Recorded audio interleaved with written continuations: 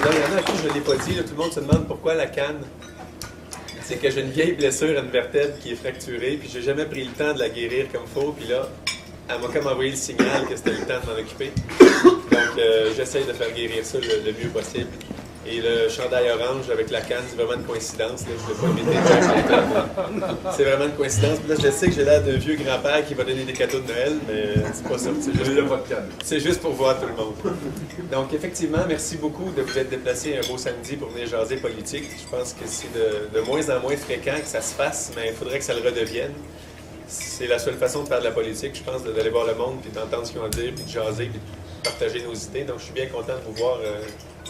Presque une trentaine, là, je suis très, très content de ça. Peut-être faire un petit survol de... Juste pour que ça tombe bien, en plus avec le mal à la vertèbre, j'ai une petite pneumonie de rien qui fait que quand je tousse, ça repompe la vertèbre à chaque fois. Donc, j'ai hâte que ça se place. Un petit retour sur ce qui s'est passé depuis le mois de juin, dans mon cas en tout cas. Comme vous le savez, en 2008, j'ai été élu dans Nicolet-Yamaska sous la bannière du Parti québécois, qui était le seul parti pour lequel j'avais considéré me présenter parce que je suis souverainiste puis je suis venu en politique pour ça. Et le Parti québécois était, et toujours pour certains, le vaisseau amiral de la cause souverainiste au Québec. Sauf que je me suis vite rendu compte à l'intérieur du caucus qu'il y avait aussi d'autres priorités dans le parti. Et la grande priorité, c'était de reprendre le pouvoir coûte que coûte, quelle que soit la méthode. Et malheureusement, premièrement, je suis d'accord avec ceux qui disent qu'il faut être au pouvoir pour faire la souveraineté, ça va de soi, il n'y a pas de discussion là-dessus, c'est vrai. Sauf que j'ai un peu déduit ou conclu que la direction actuelle pensait qu'il fallait ne pas trop parler de souveraineté pour reprendre le pouvoir, justement pour ratisser plus large, même parmi les fédéralistes déçus des libéraux ou parmi les indécis. Et ça, moi, ça m'a fait dire qu'il y avait un grand manque de confiance en eux-mêmes, dans la direction même du parti, parce que quand on est un chef souverainiste, on veut gagner une élection en parlant de souveraineté et non en parlant le moins possible pour essayer de rentrer. Et quand moi j'entends la direction du Parti québécois dire dans la même phrase « la souveraineté est plus nécessaire et urgente que jamais, mais on va la faire si le temps est opportun », je trouve qu'il y a une faille logique déjà là-dedans. Donc si c'est urgent et nécessaire de la faire, on va en parler tout de suite, puis on va la faire au plus vite, et non si le vent souffle dans le bon sens lorsque la population la réclamera dans les rues. Là. Donc il y a aussi... Je l'avoue, dans les sondages, le mot « souveraineté » revient rarement en tête des priorités, sauf que ce qu'il faut expliquer aux gens qui ne disent pas priorité numéro 1, souveraineté, c'est que tous les problèmes qu'eux mentionnent comme étant des priorités, comme par exemple l'éducation, la santé, les infrastructures, les routes, vont être mieux réglés le jour où on va être souverain et qu'on va contrôler tous nos outils. Donc finalement, sans le savoir, tous ces gens-là, la souveraineté est une de leurs priorités, sauf qu'ils ne disent pas le mot comme ça, puis quand ils se réveillent le matin, c'est pas souveraineté qu'ils crient en ouvrant les yeux. Parce qu'ils ne font peut-être pas le lien, mais le lien est très direct entre les priorités très concrètes de la population, partout au Québec, en région ou en ville, et le fait d'être souverain puis de contrôler tous nos outils, plutôt que de se faire imposer toutes les décisions dans tous les problèmes qu'on a par un gouvernement qui n'est pas le nôtre. Et qui est de moins en moins le nôtre d'ailleurs, non seulement en termes de sièges, on va diminuer avec le temps, parce que notre population diminue en proportion par rapport au Canada. La thématique actuellement, ce Parlement-là est élu à 76 %, donc 76 % des sièges au fédéral sont élus par des non-québécois et sont occupés par des non-québécois. Ce qui veut dire qu'on va toujours être deuxième dans toutes les décisions parce que le trois quarts du Parlement fédéral, il est anglo-saxon, il est pour nos voisins du Canada anglais. On n'est pas meilleur qu'eux autres, on n'est pas moins bon qu'eux autres, on est juste différents. Et la souveraineté, c'est pas de dire qu'on est meilleur et qu'on veut se détacher de ceux qu'on n'aime pas. C'est pas ça du tout. C'est juste de dire que si eux, par exemple, veulent pas être américains et sont fiers d'être canadiens, ben nous, on est fiers d'être québécois, puis on a nos valeurs et nos façons de régler nos problèmes. Et c'est pas en remettant nos impôts et en laissant voter nos lois par un Parlement non québécois qu'on va arriver là où on veut arriver comme peuple québécois. Donc, il est grand temps que notre seul gouvernement national soit celui de l'Assemblée nationale à Québec et qu'on laisse les Canadiens anglais se développer comme ils veulent, mais qu'ils nous laissent aussi nous développer comme nous voulons. Et dans les trois grands domaines de souveraineté actuellement, que ce soit les lois, les impôts ou les traités, ce que j'appelle le lit, faire le lit du Québec, loi, impôts, traités, c'est simplement ça, la souveraineté. La souveraineté politique d'un peuple, c'est ça, qui décide de toutes ses lois, qui décide de la gestion de ses impôts et qui signe lui-même tous ses traités. Et dans ces trois domaines-là, on a des exemples courants très clairs que le Canada travaille en sens inverse de ce que le Québec voudrait faire. Encore une fois, je ne prétends pas qu'ils sont moins bons que nous, ils ont juste des objectifs différents et il serait temps qu'on vise à atteindre nos objectifs et qu'on les laisse atteindre les leurs s'ils le veulent. Mais par exemple, dans le domaine des lois, Vous l'avez tous vu récemment, le fameux Bill C-10, la loi criminelle pour les jeunes contrevenants, entre autres, qui va avoir comme conséquence d'utiliser des méthodes qu'on n'utilise plus au Québec. Et nos méthodes ont fait leur preuve en réhabilitation. D'autres pays du monde essayent de les adapter, même tellement ça a bien marché. Et le Canada anglais va dans le sens inverse de la répression et de la punition. Donc, ils veulent même construire des prisons. Et ils ont même dit au Québec, coupez vos services sociaux pour vous payer vos prisons s'il le faut. Donc, c'est vraiment deux visions très différentes en matière de loi criminelle. Ça, c'est dans le domaine des lois. Il y en a plein d'autres aussi, évidemment. Dans le domaine des impôts, quand on envoie 50 milliards chaque année en impôts à Ottawa, c'est un chiffre qui est à peu près incommensurable pour l'esprit humain, 50 milliards. Ça ne représente rien tellement c'est gros. Mais c'est presque l'équivalent du budget entier du Québec dans les programmes de dépenses. Donc, on envoie ça chaque année à Ottawa. Et Ottawa, quand vient le temps de faire du développement économique, évidemment, va voir à sa majorité électorale, comme je le disais, qui est anglo-saxonne aux 3/4. C'est mathématique, ce n'est pas un jugement de valeur, c'est un jugement de fait. Donc, ils vont voir démocratiquement à leur majorité. Donc, avec nos impôts, ils vont aller aider le secteur automobile en Ontario. Ils vont aller développer un chantier naval à Vancouver, un à Halifax. Ils vont donner de gros crédits d'impôt aux pétrolières pour les sables bitumineux. Pendant ce temps-là, nous, on ne développe pas notre aéronautique comme on pourrait le faire. On ne développe pas notre secteur forestier comme on pourrait le faire. On ne développe pas les transports électrifiés comme on pourrait le faire, simplement parce que cet argent-là est utilisé à d'autres usages par le gouvernement fédéral. Mais c'est notre argent qu'on envoie au fédéral et qui est utilisé pour le pays dans leur esprit à eux, mais qui va contre nos intérêts économiques, en fait. Et c'est clair que si le Québec était souverain depuis 80 ou 95, l'un des deux référendums, notre développement économique aurait été tout autre depuis ce temps-là parce que, justement, comme je vous le disais, ces milliards-là, on les aurait mis dans nos secteurs stratégiques et non dans les sables bitumineux, et non dans l'auto en Ontario, etc. Et non pour aider un barrage dans le bas de Churchill à Terre-Neuve qui va concurrencer Hydro-Québec. Donc, toutes ces utilisations-là, complètement illogiques de notre argent, c'est courant, c'est à tous les jours que ça se fait. Et tant qu'on est une province minoritaire du Canada, ça va continuer à se faire parce qu'on est dans ce système-là. Et sur le plan des traités, le troisième pas de souveraineté, on a un exemple très courant aussi, c'est l'accord de libre-échange Canada-Europe. Donc, le Canada est en train de négocier le libre-échange avec l'Europe, les 27 pays de l'Europe, et les Québécois, même les parlementaires dont je suis, on ne peut même pas avoir accès au contenu de l'entente. On ne sait même pas ce qu'il y a dedans. On va voir le contenu de l'accord de libre-échange quand il va être signé par le Canada. C'est une aberration totale. Imaginez, ce contrat-là va nous lier aux 27 pays de l'Europe. Donc, on va être soumis à des règlements tarifaires ou commerciaux avec ces pays-là. Et on n'aura même pas pu voir ce qui est dans l'accord avant de dire oui, on veut embarquer là-dedans. Donc, tous les secteurs stratégiques du Québec ne pourront pas être protégés aussi bien que à ses intérêts, évidemment. Et donc, encore une fois, c'est les intérêts du Canada qui vont être mis en priorité dans ces négociations-là. Et on sait c'est quoi les intérêts du Canada en ce moment. Ça se résume au sable bitumineux, en gros. D'ailleurs, Stephen Harper veut sortir le Canada de Kyoto. Il a même fait du lobbying pour que d'autres pays du monde renient leur signature de Kyoto. Ça en est rendu honteux, et même en termes environnementaux, qui est un sujet très cher aux jeunes. Le Québec a tout à gagner à devenir un pays aussi. Premièrement, parce qu'on est plus vert comme économie grâce à Hydro-Québec. Et deuxièmement, parce que quand les bourses du carbone vont arriver bientôt dans le monde, ça va être des systèmes par lesquels ceux qui polluent moins vont pouvoir vendre leur crédit de non-pollution à ceux qui doivent polluer par définition dans leurs industries. Mais si on était un pays, on ferait des milliards avec ça. Si on est une province du Canada, on va payer notre quote-part de la pollution canadienne des sables bitumineux. Donc, on va se retrouver dans une situation de payeur comme province à une situation de bénéficiaire de ces paiements-là comme pays souverain. Donc, dans tous les aspects qu'on peut questionner de notre activité économique ou sociale ou culturelle, c'est clair, c'est de plus en plus clair en fait que le Québec a tout à gagner, vraiment rien à perdre d'être un pays qui décide comme tous les autres le font dans le monde. Il y en a presque 200 des pays maintenant dans le monde. C'est pas, la tendance n'est pas à la réduction du nombre de pays, malgré ce que les fédéralistes nous disent. Il y en a des dizaines de plus qu'il y en avait lors du dernier référendum. Donc, les pays se multiplient dans le monde à mesure que les nations se réveillent et se disent qu'ils sont mieux de gérer leurs affaires selon leurs valeurs. Encore une fois, sans dire qu'ils sont meilleurs ou moins bonnes que leurs voisins, mais juste de dire qu'ils sont elles-mêmes et qu'ils veulent se développer selon leurs intérêts.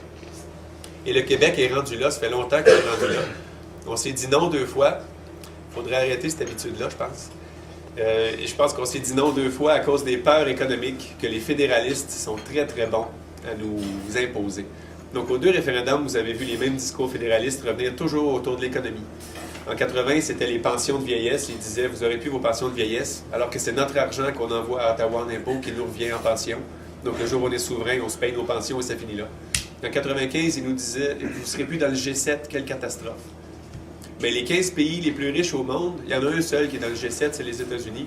Tous les autres pays les plus riches au monde ne sont pas dans le G7 puis ils n'ont jamais demandé d'être là-dedans. Le G7, c'est un groupe de bons chums qui jasent de temps en temps. C'est peut-être utile de jaser, mais un pays non membre du G7 peut jaser tout autant avec ces gens-là. C'est maintenant le G8 avec la Russie. Donc, comme je vous le disais, 14 des 15 pays les plus riches au monde ne sont pas dans le G7. Ce sont des économies plus petites ou comparables au Québec, comme la Norvège, la Finlande, la Suède, etc. Et donc, économiquement, le Québec a tout ce qu'il faut pour être un pays, clairement, parce qu'on est une des grandes puissances économiques mondiales déjà, comme simple province qui a un bras attaché dans le dos parce qu'on ne contrôle pas tous nos outils. Déjà, on est une puissance mondiale avec 330 milliards à peu près de produits intérieurs bruts. On est plus riche que 90% des pays de la planète. Imaginez, on a fait ça sans contrôler tous nos moyens de développement. Donc, économiquement, les fédéralistes vont revenir avec des peurs économiques au prochain rendez-vous.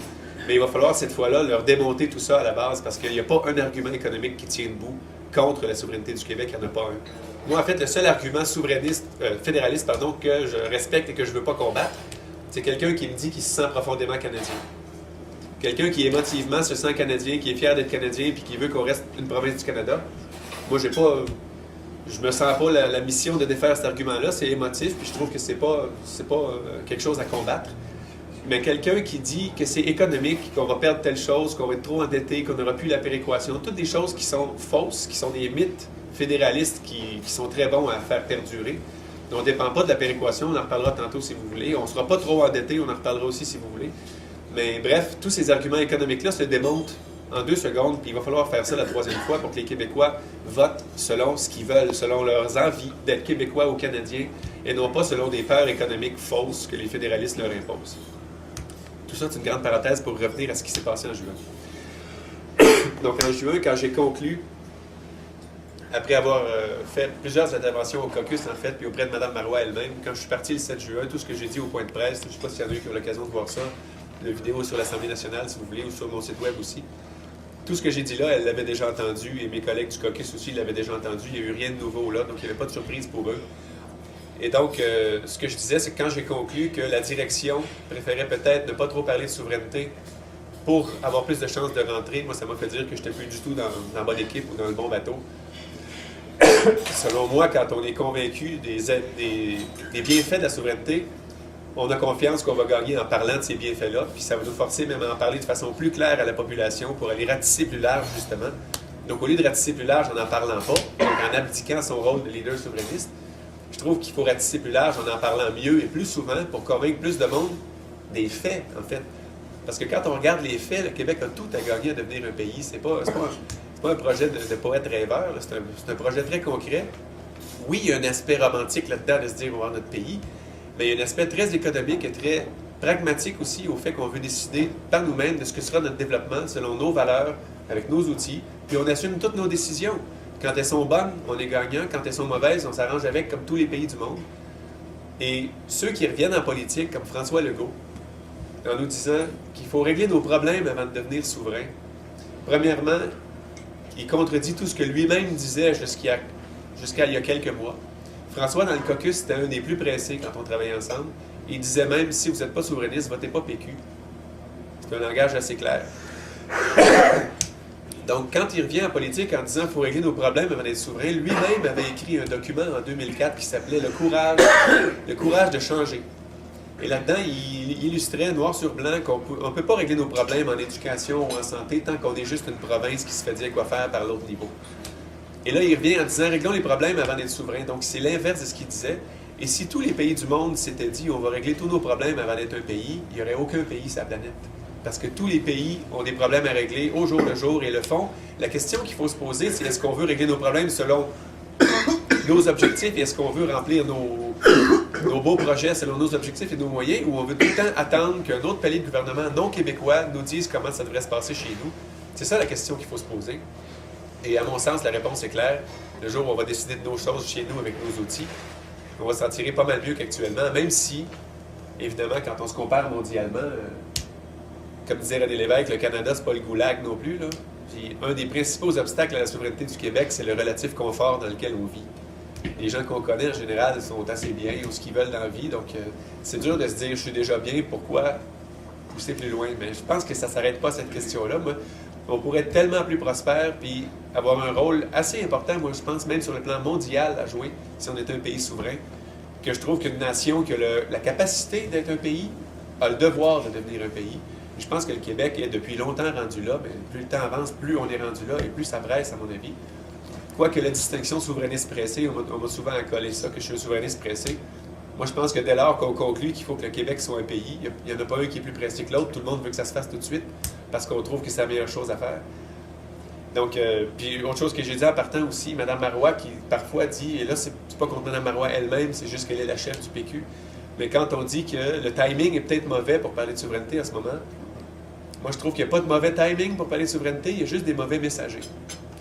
Quand le bien fondé est prouvé et prouvable de la cause qu'on pousse, le timing, c'est maintenant. Il faut en parler tout de suite. C'est une bonne idée, faisons-le.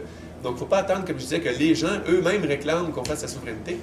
C'est comme si les députés actuels, qui étaient tous en espèce de consultation populaire permanente, ils viennent de découvrir qu'il faut aller voir les gens pour leur demander ce qu'ils veulent qu'on leur redise pour être élus.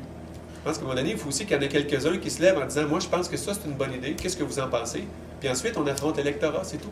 Et c'est la démocratie. Moi, le jour où les Québécois massivement diront « On n'en veut pas, votre souveraineté. » Je vais arrêter de me battre pour rien. Mais moi, je suis convaincu qu'avec un discours clair, les Québécois, en grande majorité, vont conclure qu'ils sont mieux de se prendre en main collectivement et de développer leur économie, leur système social, leur culture eux-mêmes, plutôt que de se faire imposer tout ça par un gouvernement, encore une fois, qui n'est pas québécois. Les gens, les trois quarts dont je parlais, qui sont élus au fédéral, hors Québec, viennent jamais au Québec, vivent pas au Québec, ne connaissent pas le Québec, et pourtant, ils nous imposent leurs lois, ils gèrent 50 milliards de nos impôts et ils signent tous nos traités sans qu'on ait un mot à dire. Donc, c'est un non-sens. Et malgré le confort relatif dont on jouit au Québec, il est grand temps qu'on se dise qu'on peut aller beaucoup plus loin que ça. Il y a un exemple que j'utilise souvent, c'est les voitures électriques. Tout le monde le sait, dans quelques années, dans quelques décennies peut-être, tous les véhicules vont être électriques. Il n'y en aura plus de pétrole physiquement. Donc, ça va être électrique ou une autre forme, à l'hydrogène ou quoi que ce soit. Et le Québec a tout ce qu'il faut pour être un leader là-dedans et être celui qui va développer ça pour pouvoir l'exporter ensuite. Et non être celui qui va encore une fois acheter ça une fois que quelqu'un d'autre va l'avoir fait. Et si on était souverain depuis 95 ou 80, comme je vous le dis, en ayant mis des milliards dans ce secteur-là, c'est clair qu'on serait déjà des exportateurs de voitures électriques au moment où on se parle, j'en suis convaincu. M. Couture d'Hydro-Québec avait inventé un moteur roue il y a des dizaines d'années qui a été tabletté et qui maintenant revient sous forme de voitures hybrides de la part des grandes compagnies de voitures qui avaient acheté le brevet. Donc c'était tout un plan, évidemment, de vente planifiée. Mais les Québécois, on a une matière grise assez phénoménale. On est hyper créatifs dans tout ce qu'on fait, entre autres le développement de ce qui est l'électrification des transports. Et M. Couture avait des décennies d'avance sur le reste de la planète. Et moi, je suis convaincu que le jour où on va reprendre nos impôts qu'on envoie à Ottawa pour mettre ça là-dedans, le développement va être d'une vitesse phénoménale dans ce secteur-là et on va être des leaders là-dedans. Et ceux qui pensent que c'est rêvé en couleur d'exporter des autos du Québec, je donne tout le temps l'exemple de la Corée du Sud, qui a une génération seulement été un pays du tiers-monde et ils ont investi massivement dans la recherche et le développement de nouveaux produits. Et maintenant, ils ont 3 marques de voitures qu'ils exportent partout dans le monde. Donc, s'ils sont capables de faire ça, on est capable aussi. On a une population très formée, très éduquée et très créative, comme je le disais. Donc, c'est quand j'ai conclu que la direction du PQ avait plus la motivation première de parler de souveraineté pour gagner une élection et plutôt d'en parler le moins possible pour être plus large, que je me suis dit que j'avais plus rien à faire là et qu'il manquait quelque chose dans le paysage électoral. Et ce qui manquait, c'était l'option du oui. Le dernier référendum, 50% des Québécois ont voté oui. Et même selon certains, s'il n'y avait pas eu de la triche, le résultat, c'est qu'on avait gagné. Je le pense, entre autres. Il y a eu des gens qui sont devenus Canadiens plutôt rapidement à l'approche du référendum. Il y a eu beaucoup plus d'argent que le budget alloué qui a été dépensé par le fédéral. Il y a eu une fraude référendaire, en fait. Et ça a été prouvé par la suite, mais il était trop tard. Et même il y a quelques mois, ils ont détruit tous les bulletins de vote du référendum de 95. On ne pourra plus jamais aller voir ce qui s'est passé là. Ça a été détruit selon la loi électorale fédérale. À mon sens, c'est un scandale, ça. Moi, j'aurais aimé ça ad vitam aeternam, mais bref. L'option qui manque, c'est le oui, comme je le disais, parce que aux prochaines élections, en fait, s'il y avait des élections demain, il y aurait 3 partis fédéralistes. Le PLQ, les libéraux, l'ADQ, et François Legault qui revient avec un parti qui dit « Travaillons comme simple province au sein du Canada ». Il y aurait 2 partis du peut-être que j'appelle, parce que Québec solidaire et le PQ sont encore souverainistes. Là. Puis je suis convaincu que mes collègues au PQ actuellement sont aussi souverainistes et aussi pressés que moi, ça, j'ai pas de doute là-dessus. Mais le message que le PQ véhicule en ce moment, quand on dit il y aura quelque chose peut-être au moment opportun, moi, ça me fait dire que c'est pas la priorité de cette équipe-là ou de ce gouvernement-là. Parce que quand on dit si le moment est opportun, on fera ça, jamais on entendrait, par exemple, Amir Kadir dire on va s'occuper des causes sociales si le moment est opportun. C'est la raison d'être de Québec solidaire. Ils disent, si on est élu, on va s'occuper des causes sociales. Tout comme Jean Charest, qui prétend être le chef d'économie au Québec, alors que les chiffres démontrent que son gouvernement a moins bien fait que les péquistes au pouvoir en économie. Là, c'est des chiffres factuels. Mais lui prétend être le chef d'économie puis le capitaine de l'économie du Québec. Jamais vous l'entendriez dans une campagne électorale dire, on va s'occuper de l'économie si le moment est opportun. Il va dire, on va s'occuper de l'économie, que le moment soit opportun ou non. Donc le PQ, le seul message qu'il devrait avoir, c'est on va faire la souveraineté. Et il a abandonné ce message-là, et je pense que c'est pas uniquement dû à Mme Marois, c'est dû à la direction élargie du parti et les réflexes que le parti a acquis. Et laissez-moi vous dire que quand j'ai quitté le PQ au mois de juin, ça m'a fait beaucoup de peine. C'est un parti que j'aimais beaucoup, que j'aime encore beaucoup. En fait, s'il y avait des élections demain, l'Option nationale était visiblement pas prête à avoir 125 candidats. J'espère que c'est le PQ qui rentrerait parce que c'est un parti au moins qui est nationaliste puis qui est moins à plat ventre que les libéraux, ça, il n'y a pas de doute. Mais le message qu'il faut porter quand on est un parti souverainiste, c'est que si on rentre, on enclenche ce qu'il faut pour que le Québec récupère ses pouvoirs et qu'il se développe comme un pays normal. Ça ne veut pas dire une élection référendaire. On va y revenir à ça aussi. Mais le PQ actuel, comme je vous dis, quand on dit si le moment est opportun, il faut la souveraineté, pour moi, ça, c'est un peut-être. Et Québec solidaire, qui dit on est souverainiste, mais on a d'autres priorités, c'est un peut-être aussi. Donc, s'il y avait des élections, il y aurait 3 non, 2 peut-être, et il n'y aurait aucun parti pour le oui clair. Vous votez là, on enclenche ce qu'il faut.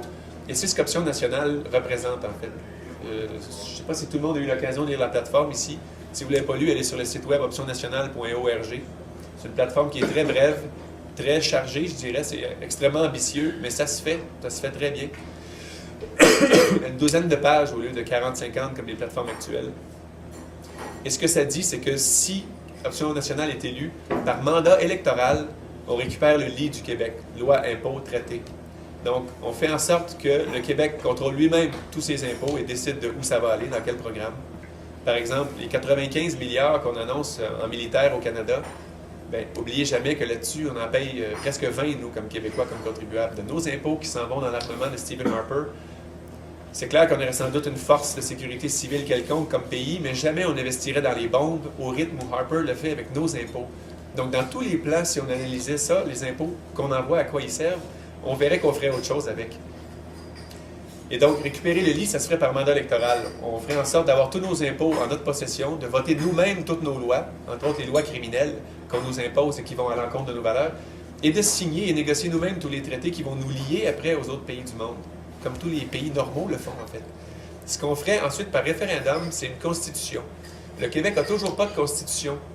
On n'a jamais accepté celle que le fédéral a voulu nous imposer en 82. Même les premiers ministres fédéralistes du Québec ne l'ont pas accepté. Même Jean Charest ne veut pas la signer.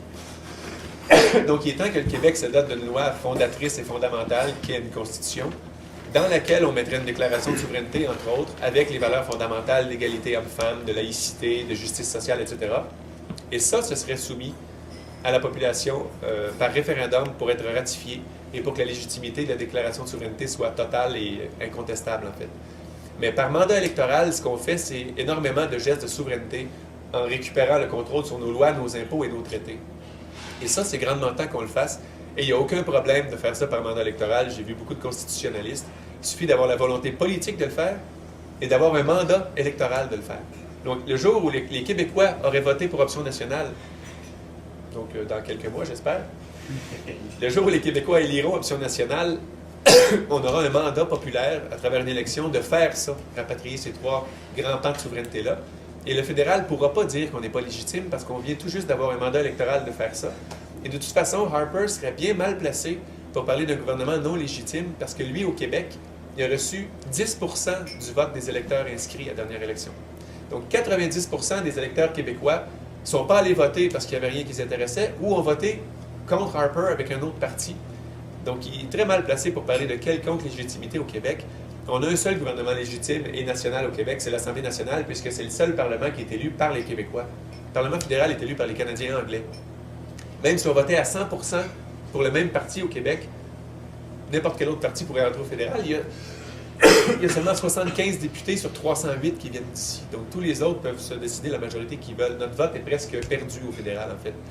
Et le danger, c'est que dans la dernière élection, Harper en a eu une illustration claire. Il a eu sa majorité pan-canadienne en étant complètement balayé du Québec. Donc, il y a eu la preuve factuelle qu'il n'y a plus besoin du Québec pour être majoritaire. Et croyez-moi qu'on va le payer assez chèrement dans les années à venir. Ça a déjà commencé. Il va se soucier d'absolument rien de ce qui sort du Québec. De toute façon, il a l'air de se soucier d'absolument rien de ce qui sort de où que ce soit. Mais on est rendu là. Il est vraiment temps qu'on rapatrie nos pouvoirs, qu'on fasse notre souveraineté. Et comme je vous le dis, Option nationale fait 3 grands gestes par mandat électoral, les lois, les impôts, les traités. Il y a une constitution qui serait écrite avec consultation de la population, évidemment. Que ce soit une constituante, comme Québec solidaire l'appelle, ou une commission itinérante qui ferait le tour du Québec pour recueillir tous les commentaires des Québécois. Peu importe comment on l'appelle, ce qu'il faut, c'est que tous les Québécois qui veulent se prononcer sur leur constitution puissent le faire, et qu'en bout de ligne, il y a un référendum pour l'entériner de façon officielle. Donc ça, c'est l'article 1 d'Option nationale. Le LI, loi, impôts, traités, et la Constitution qui déclare la souveraineté par référendum. Et aussi beaucoup d'autres positions assez ambitieuses dans la plateforme. Entre autres, la nationalisation des ressources naturelles, qui n'est pas du tout un geste d'extrême gauche ou communiste, puis je vais vous expliquer pourquoi. Tout d'abord, Hydro-Québec, c'est pas du communisme, et c'était une nationalisation. C'est l'État qui est devenu maître d'œuvre de tout le développement hydroélectrique. Et les compagnies privées qui, à l'époque, disaient « ça va être mauvais pour votre réputation si vous faites ça, puis on va fuir, nos capitaux vont s'en aller », rien de tout ça s'est passé. C'était du bluff, comme les compagnies ont raison de bluffer. Ils s'essayent, puis quand ça ne marche pas, ils restent, puis c'est tout, puis ils acceptent la décision que l'État a prise. Et donc, Hydro-Québec, ça a été une des meilleures décisions économiques de notre histoire, et c'était une nationalisation parce qu'on a réalisé que ça appartenait à tout le monde, cette énergie-là, parce que c'était créé par notre eau, qui est un patrimoine national. Il n'y a aucune raison pour que ce ne soit pas la même chose dans tous les domaines de ressources naturelles. Et là, je vais m'expliquer là-dessus, ça vaut la peine. Un entrepreneur privé qui a une bonne idée, c'est normal qu'il s'enrichisse parce que ce qui sort de son esprit, de sa créativité, ça lui est dû. Donc, c'est normal qu'il s'enrichisse relativement aux autres. Quelqu'un qui travaille 2 fois plus aussi, c'est normal qu'il soit un peu mieux payé que l'autre. L'effort, ça se récompense. Et c'est normal, puis c'est une économie libre de marché. C'est normal que ce soit comme ça. Mais dans le cas des ressources naturelles, il n'y a personne qui les a inventées. Ça ne vient pas de la créativité de qui que ce soit. Ça appartient à tout le monde parce que c'est là dans la nature. Ça fait des centaines de milliers d'années que ça dort là. Donc non seulement ça appartient à personne, donc à tout le monde, mais aussi c'est non renouvelable. Donc, si on rate le train cette fois-là, on ne peut pas recommencer mieux la deuxième fois, c'est fini. Et le Québec, on a une chance inouïe d'avoir des ressources naturelles en quantité phénoménale. Notre territoire est immense et il est recouvert de ressources, que ce soit forestières ou minérales. Et il faut qu'on s'enrichisse avec ça quand on les exploite, que nous nous enrichissions avec ça, pour mettre en place un système qui, lui, va être renouvelable. Et la matière la plus renouvelable qu'on a, c'est nos cerveaux. Donc, en lien avec ça, il y a une vision économique très claire dans l'Option nationale, qu'en nationalisant les ressources naturelles, l'argent que l'État va récupérer de plus avec ça va aller dans l'éducation, entre autres. Donc, la gratuité scolaire, de la maternelle au doctorat, pour ceux qui veulent y aller. C'est pas une dépense, c'est le meilleur investissement qu'on puisse faire dans une société. Il y a des pays dans le monde qui l'ont conclu, qui l'ont appliqué, et ça marche très bien. Le meilleur exemple est la Norvège. La Norvège est le pays qui est tout le temps en tête de tous les classements mondiaux de richesse, de bien-être, de bonheur, d'égalité sociale. Et ils ont la gratuité scolaire, et ils ont quasi nationalisé leur pétrole aussi. 70% de la richesse qui sort de leur pétrole s'en va dans les coffres de l'État, donc de tout le monde. Et ils ont appliqué un très beau modèle, et les compagnies privées n'ont pas fui la Norvège en criant Fidel Castro. Ils sont toutes restées pour avoir la pointe de tarte que la Norvège voulait bien leur donner dans la tarte globale. Et au privé, quand ils s'attendent à avoir 2 milliards, si on leur dit vous allez avoir 1 milliard à la place, ils ne vont pas préférer 0, ils vont prendre le milliard, puis ils vont collaborer avec nous. Mais comme je le disais, ce n'est pas une décision communiste de nationaliser les ressources. C'est juste de réaliser que ça appartient à tout le monde, et non à celui qui a la chance de trouver un minerai ou une source de gaz quelque part dans le sol. Donc, il est grand temps qu'on nationalise ça. Et non, les capitaux ne vont pas fuir. Et non, ce ne sera pas mauvais pour la réputation du Québec. Ça, c'est du bluff que les privés ont beau jeu de faire, mais qui est faux. Puis moi, je viens du privé, je viens du milieu financier avant d'être député. Je sais un peu comment les grandes banques pensent et fonctionnent. Ce discours-là va arriver jusqu'à ce qu'on fasse la nationalisation puis qu'ils s'y adaptent. C'est tout. Autre position dont j'en ai parlé déjà, c'est la gratuité scolaire. Comme je le disais, le système le plus renouvelable qu'on ait pour s'enrichir, c'est nos cerveaux, notre créativité, l'innovation, la recherche, le développement. Et donc, toutes les études le montrent, plus une population est formée, que ce soit dans n'importe quel domaine, c'est pas obligé d'être un doctorat, que ce soit diplôme d'études professionnelles, un DEC, un bac, ou quel que soit le degré d'instruction qu'on atteint ou de formation, plus la population est formée dans son domaine, plus évidemment elle est efficace et plus la société en général est prospère. Et chose importante, moins ça coûte cher au système de santé. Les gens qui sont mieux formés dans leur domaine sont plus responsables dans tout ce qu'ils font, entre autres dans le maintien de leur propre système. Là, je suis bien placé pour parler, là, avec une pneumonie et une vertèbre fracturée. Salut Bob, ça va bien? Mais c'est le meilleur investissement qu'on puisse faire en nous-mêmes à long terme et on a amplement les moyens de se payer ça, comme je le disais, non seulement avec la nationalisation des ressources, mais deuxièmement, on l'a finalement l'enquête sur la collision, la construction et tout ça. Les centaines de millions qu'on va sauver chaque année, grâce à cette enquête-là, j'espère, pourraient amplement payer la gratuité scolaire. Un autre exemple, si on faisait un seul rapport d'impôt au Québec au lieu de deux, juste ça, ça couvre la gratuité scolaire parce qu'on sauve 800 millions par année. Juste parce qu'il y a 2 rapports d'impôt au Québec, ça coûte 800 millions de plus à la machine de traiter tout ça. Donc imaginez, ça c'est juste un exemple d'économie qu'on pourrait faire en étant souverain, finalement, en ayant un seul rapport d'impôt au lieu de 2. Et des exemples comme ça, ils se multiplient dans tous les ministères, parce qu'oubliez pas qu'il y a 2 ministères de tout à peu près dans notre société, parce qu'il y en a un Canadien et un Québécois. C'est des dédoublements qui coûtent des milliards, c'est absolument intolérable comme gaspillage. Et tous ceux qui disent qu'on n'aurait pas les moyens de se payer ci ou de se payer ça si on était souverain, on aurait beaucoup plus de moyens de se payer bien des choses si on était souverain. On éliminerait tous les gaspillages actuels. Et en plus, on investirait dans ce qui nous avantage selon nos intérêts stratégiques et non dans les intérêts stratégiques canadiens qui, comme je le disais, divergent souvent avec ceux du Québec. Il y a aussi un autre projet qui est très emballant dans cette plateforme-là, qui est un monorail électrifié qui relierait tous les grands centres du Québec les uns aux autres. Là, en ce moment, le gouvernement planche sur un TGV qui coûte 3 fois plus cher à construire pour chaque kilomètre qu'on bâtit et qui serait à peu près juste bon entre Québec et Montréal, parce qu'un TGV qui va aller à Gatineau ou à Sherbrooke, c'est pas réaliste de faire ça, c'est beaucoup trop cher, alors que le monorail qui coûte le tiers, c'est à peu près 16 à 18, en fait 12 à 16 millions du kilomètre comparé à 36 à 40 pour un TGV pour chaque kilomètre bâti. Ce monorail-là, serait premièrement électrifié, donc utiliserait l'énergie qu'on a en source abondante. Serait aussi, utiliserait des technologies québécoises. On pense entre autres au moteur roue. Ce serait un moteur roue qui le ferait bouger. Et il serait bon dans toutes les conditions météorologiques aussi, puisque c'est suspendu, puis il y a un chapeau sur la roue, qui fait que même s'il neige ou qu'il grêle, le monorail peut se déplacer, alors que le TGV est un peu sensible aux tempêtes de neige et autres. Et en plus, le TGV prend beaucoup de temps à partir et à s'arrêter. Donc, il atteint une vitesse de pointe qui est supérieure au monorail. Mais quand on compte le temps de départ et d'arrêt, pour une population aussi peu dense que la nôtre, qui s'arrêterait, par exemple, à Drummondville ou Trois-Rivières, entre Québec et Montréal, le monorail fait quasiment le même temps. Ça prendrait à peu près 1h30 faire Québec-Montréal. Magnifique. Il y a des gens qui vivent sur l'île de Montréal, ça leur prend plus de temps que ça d'aller travailler à Montréal. Donc, le monorail, ce serait un projet non seulement, comme je le disais, qui utiliserait nos énergies, nos technologies, mais en plus rapprocherait tous les grands centres urbains parce qu'on pourrait faire n'importe quelle grande ville du Québec en beaucoup moins de temps qu'en auto. Et en plus, ça réduirait les émissions de gaz à effet de serre parce que c'est les transports les principaux responsables au Québec. Et en plus, ça créerait des milliers d'emplois au Québec de faire ce projet-là. Donc c'est vraiment, à mon sens, un projet de société fantastique. Et j'espère que le gouvernement actuel n'ira pas pour un TGV. Il y a beaucoup de lobbies qui souhaitent un TGV plutôt qu'un monorail. Et malheureusement, le gouvernement actuel, la première population qui l'écoute, c'est pas vous et moi, c'est vraiment les lobbies.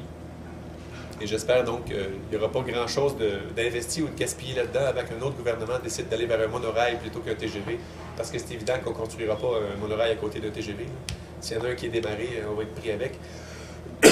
Autre chose super intéressante, c'est que le monorail n'a pas besoin vraiment d'expropriation sur des terres agricoles, puisqu'entre les 2 voies de la 20 tout le long, il pourrait très bien circuler parce que c'est suspendu. Si vous allez sur un site qui s'appelle Trans-Québec, il y a une petite illustration de ce que ça pourrait être le long de la 20. C'est même très beau, ça fait futuriste. Mais c'est vraiment un projet très emballant, je trouve. Donc, il y a des grandes propositions comme ça dans la plateforme qui sont très ambitieuses et qui sont chacune d'entre elles des projets de société, je trouve. Nationaliser nos ressources, comme Hydro-Québec l'a été, c'est un projet de société. Gratuité scolaire, c'est un projet de société. On pourrait rejoindre d'autres sociétés dans le monde qui l'ont fait et qui en sont sortis vraiment gagnant. Et le monorail, c'est un super beau projet de société aussi pour l'économie et pour l'environnement. Donc, l'organisation d'Option nationale, pour l'instant, on a 25 jours d'existence, à peu près. On a publié la plateforme le 8 novembre, donc on n'a même pas un mois encore.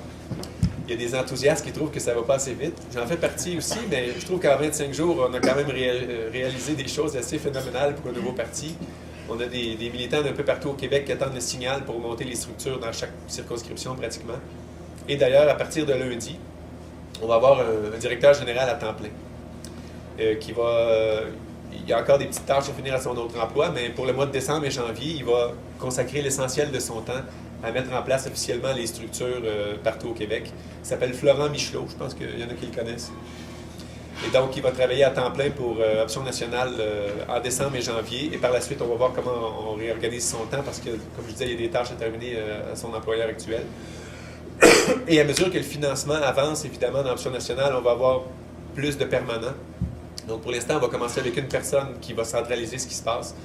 Et par la suite, évidemment, on va avoir besoin d'agents de liaison et de responsables de plein de choses, comme tout parti politique structuré. Et donc, le nerf de la guerre, ça va être un peu le financement, évidemment, parce que, comme nouveau parti, on n'a pas encore traversé d'élection, ce qui fait que le 80 quelques cents qu'on donne pour chaque vote reçu, Option nationale en bénéficie pas en ce moment. Les libéraux, le PQ, reçoivent à peu près 1 million par année, grâce à leurs résultats électoraux. Donc, après une élection, le parti va être mieux financé, mais avant l'élection, ça va dépendre des militants eux-mêmes qui financent le parti. Donc, ça va être très important d'aller rejoindre tout le monde qui est intéressé au projet pour pouvoir se structurer de façon formelle. Mes collègues du PQ, chose importante, moi, je ne les vois pas comme des adversaires.